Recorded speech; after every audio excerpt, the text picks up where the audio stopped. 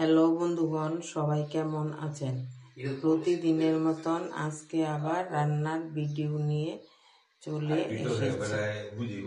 সব রান্নার আয়োজন করে নিয়েছি, এখন রান্না বসাবো।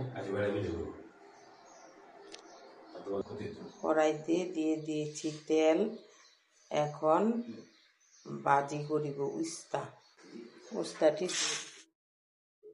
উস্তাটির সাথে লবণ হলুদ দিয়ে দিচ্ছি, এখন নাড়াচাড়া করবি।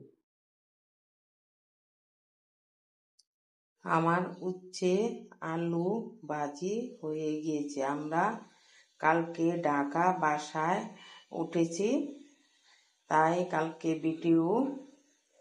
3বার ভিডিও দিতে পারি নাই। আজকে থেকে 3বার ভিডিও দিব।